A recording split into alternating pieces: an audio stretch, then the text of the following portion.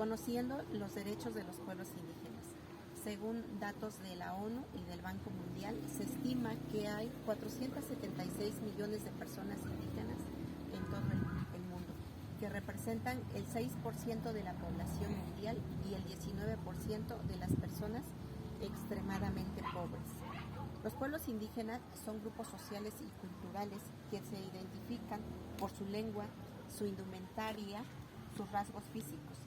Mantienen un vínculo con la madre tierra.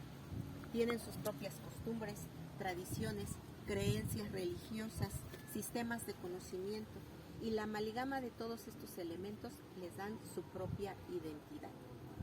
Sin embargo, desde la época de la colonización, muchos pueblos indígenas fueron casi exterminados, desplazados y despojados de sus tierras, de sus recursos naturales, marginados en la pobreza y en la miseria.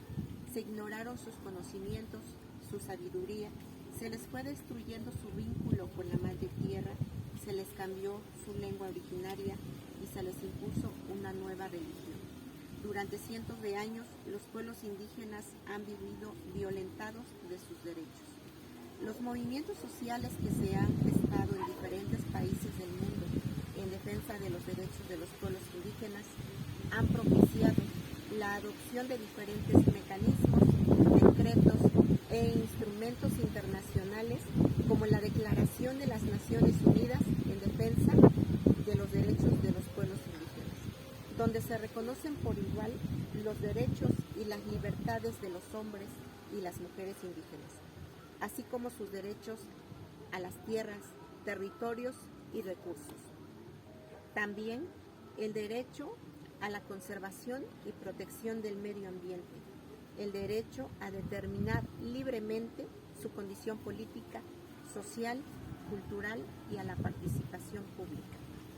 Además de la Declaración de las Naciones Unidas sobre los Derechos de los Pueblos Indígenas, existen los tratados internacionales como la Declaración Americana sobre los Derechos de los Pueblos Indígenas, el Acuerdo Regional sobre el acceso a la información, la participación pública y el acceso a la justicia en asuntos ambientales en América Latina y el Caribe, el Convenio sobre los Pueblos Indígenas y Tribales de 1991.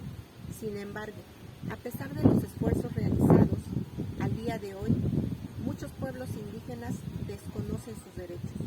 Es por ello que es importante fomentar y difundir sus derechos para que los pueblos indígenas puedan alcanzar